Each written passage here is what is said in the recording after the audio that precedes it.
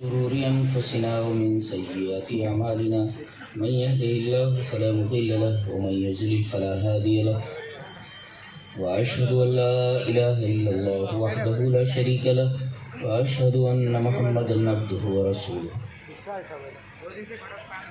يا أيها الذين آمنوا اتقوا الله حق تقاته ولا تموتن إلا وأنتم مسلمون يا أيها الناس اتقوا ربكم الذي خلقكم من نفس واحدة وخلق منها زوجها وبث منهما رجالا كثيرا ونساء واتقوا الله الذي تساءلون به والأرحام إن الله كان عليكم رقيبا يا أيها الذين آمنوا اتقوا الله وقولوا قولا سديدا يصلح لكم أعمالكم ويغفر لكم ذنوبكم ومن يطع الله ورسوله فقد فاز فوزا عظيما أما بعد فإن خير الحديث كتاب الله وخير الهدي هدي محمد صلى الله عليه وسلم وشر الأمور محدثاتها وكل محدثة بدعة وكل بدعة ضلالة والضلالة في النار.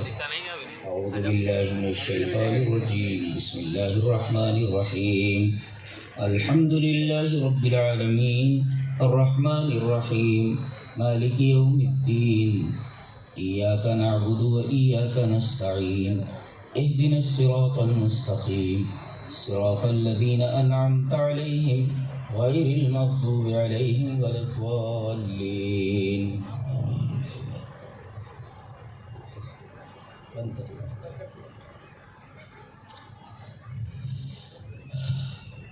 حضرات علماء کرام، محترم بزرگوں، نوجوان بھائیوں، پیارے بچوں، خواتین اسلام،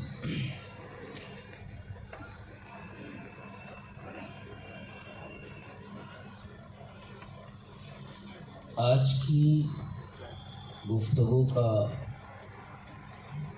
موضوع ہے عظمت قرآن.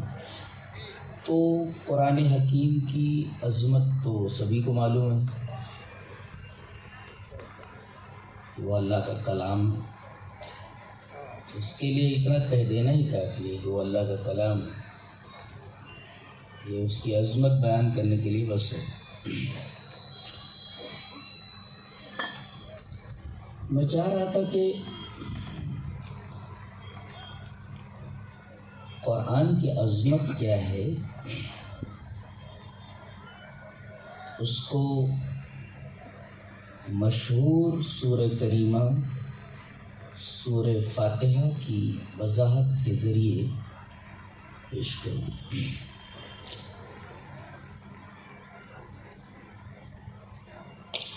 اس کو دیکھیں، پہلے کہا گیا الحمدللہ رب العالمین.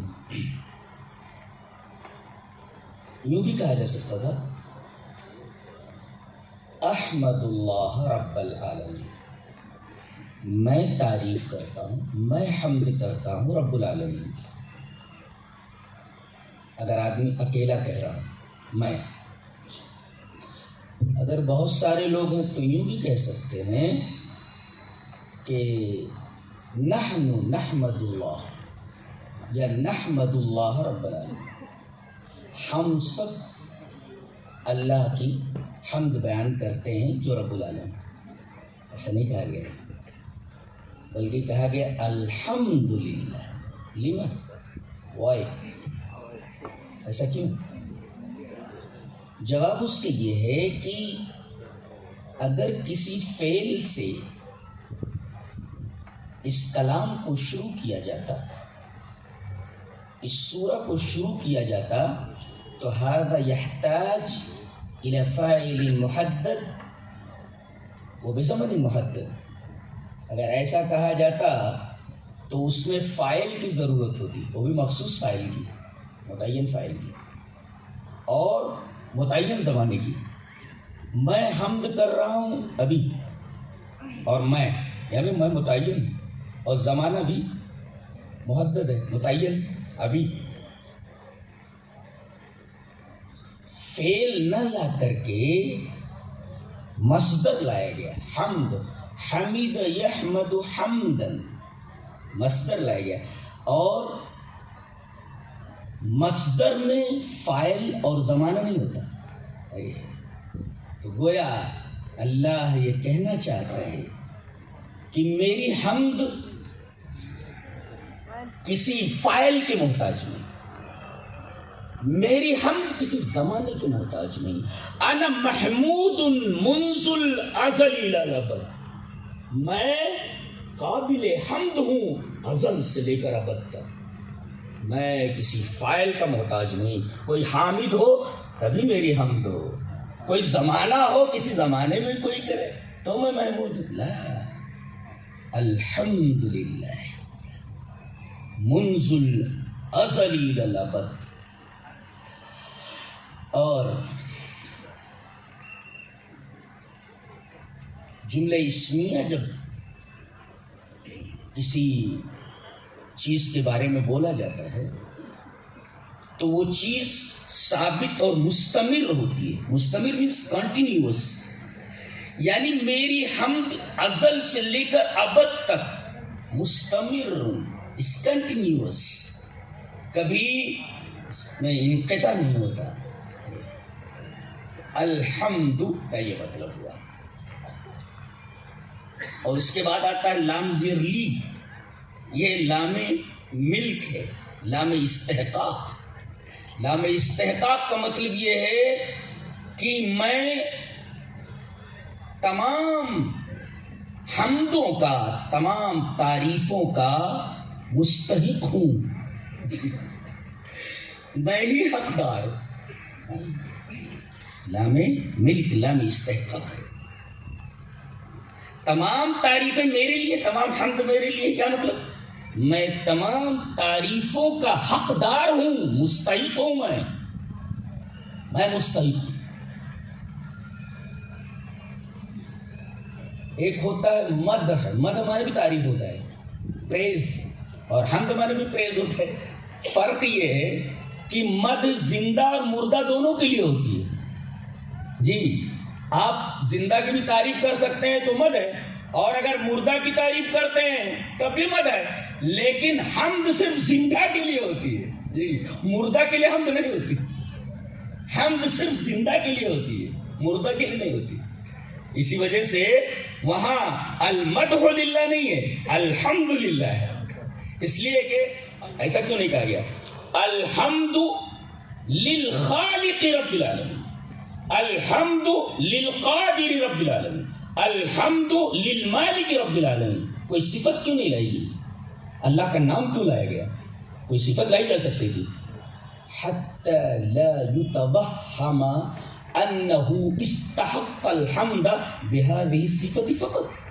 اس لیے کوئی صفت نہیں لائی گئی کہ یہ وہم پیدا نہ ہو کہ اللہ اس صفت کی وجہ سے ہی مستحق حمد ہے. نہیں، بِأَنَّهُ اللہ، اس لیے کہ وہ اللہ ہے، اس وجہ سے وہ مستحق حمد ہے. اگر یہ کہہ دیا جاتا کہ وہ خالق ہے اس وجہ سے مستحق حمد ہے، کسی صفت کی وجہ سے اللہ تبارک و تعالی مستحق حمد نہیں ہے، بلکہ اس وجہ سے ہے کہ وہ اللہ ہے، ذات کے اعتبار سے وہ مستحق حمد ہے.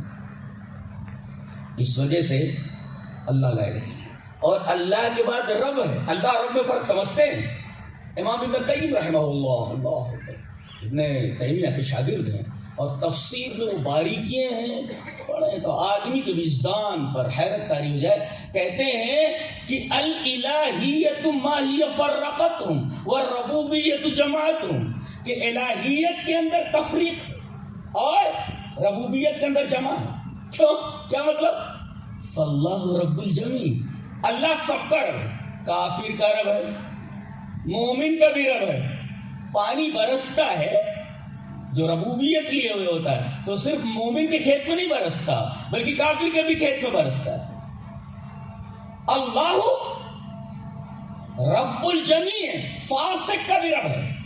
جو روز اسے گالیاں کہتا ہوں، جو روز اسے برا بھلا کہتا ہوں، جو اس کا انکار کرتا ہوں، جو اس کو نہ مانتا ہو، ایتھیسٹ ہو، سب کا رب ہے، وہ سب کو پالتا ہے. اور پالتا کیسے ہے اللہ؟ ربوبیت. ایک صاحب 70 سال کے تھے، بزرگ تھے، ان کو کچھ ہارٹ پرابلم ہوا. ان کو ایک اسپتال میں ایڈمٹ کیا گیا. ماہر جراح قلب نے ان کو آپریٹ کیا، ان کو آپریشن کیا اور دل کے اس مرض کو کنٹرول کر لیا گیا. یہ آپریشن 3 گھنٹہ چلا. بعد میں ڈاکٹر نے بل بھیجا 8 لاکھ. ڈاکٹر کھڑا ہوا ہے، اس کے ساتھ اس کے اسسٹنٹس ہیں. بل دیکھ کر رونے لگے. تو ڈاکٹر نے کہا کہ آپ کیوں پریشان ہو رہے ہیں؟ اگر آپ کہیں تو میں بل کم کر سکتا ہوں. چلیے 5 لاکھ دے دیجیے، 4 لاکھ دے دیجیے.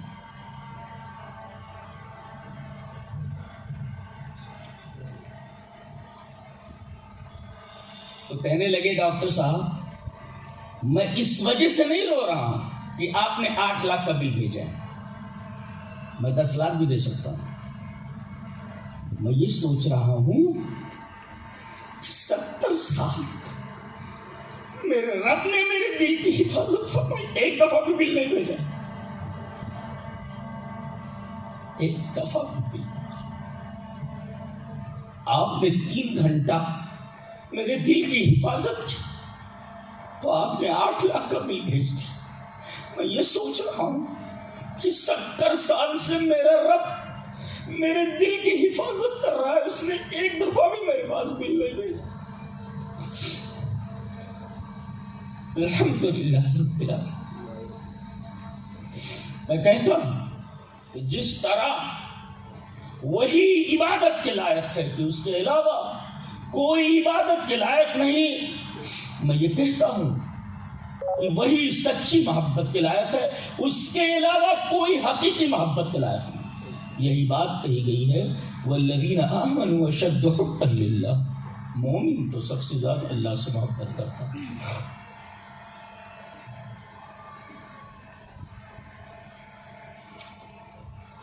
اللہ اور رب میں فرق سمجھ میں آیا؟ رب جو ہے سب کا ہے، اور اس بات کو تو مشرکین مکہ بھی مانتے تھے. کہا جاتا تھا میرے رسول آپ نے سے کہیے ان کو پیدا کرنے والا کون؟ بولے اللہ.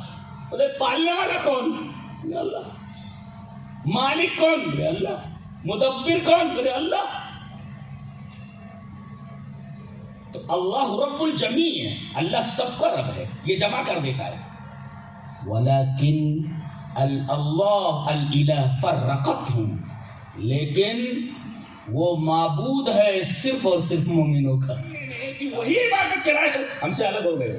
تو رب نے جمع کر دیا تھا ہم کو ان کے ساتھ، لیکن الہ نے ہم کو ان سے الگ کر دیا. ہم ان سے بالکل الگ ہیں. جی اس وجہ سے اللہ کے بعد رب لایا گیا. کوئی پوچھے کہ ما هو الرب، ما هو تعریف الرب، رب کسے کہتے ہیں، what is the definition of رب؟ تو جواب میں کہیں مجتمع فی ثلاثۃ اوصاف، جس کے اندر 3 صفتیں ہوں وہ رب. کون؟ الملک، مالک لکل شیء، ہر چیز کا مالک. جی. الخلق، خالق کل شیء، تمام چیزوں کا پیدا کرنے والا. اور التدبیر، المدبر لجمیع الامور.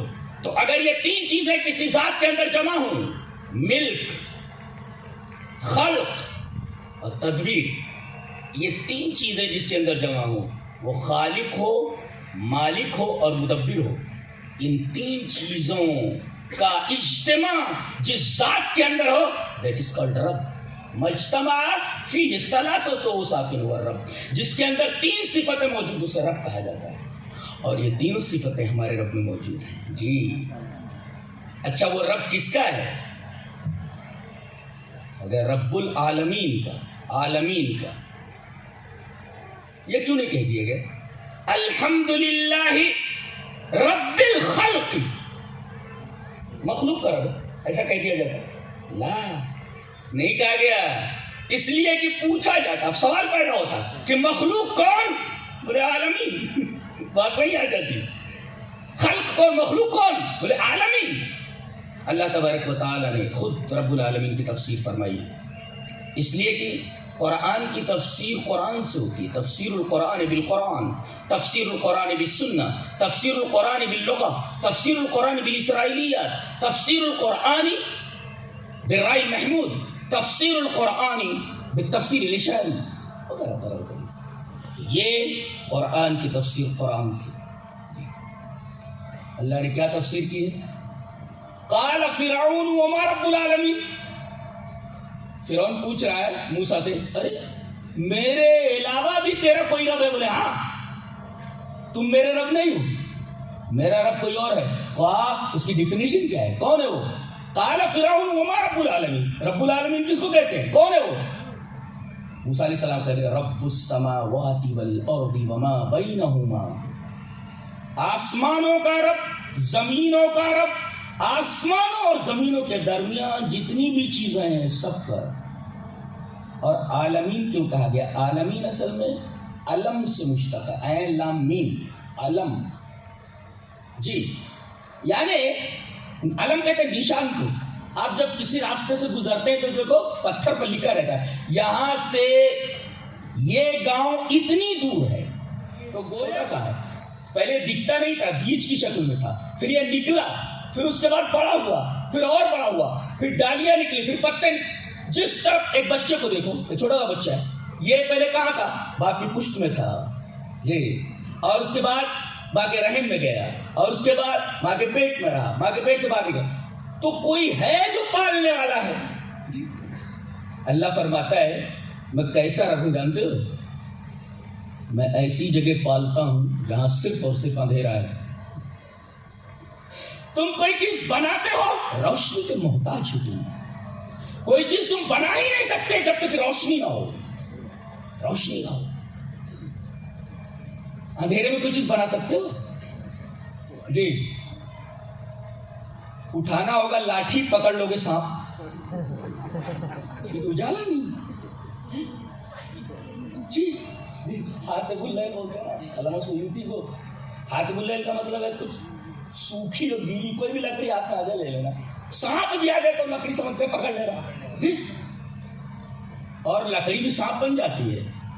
دکھائی دیتے سلیمان کی لاٹھی پر منصا کہا گیا. من فرق بین الاسد والمنصا، اور زبردست فرق ہے. کیوں؟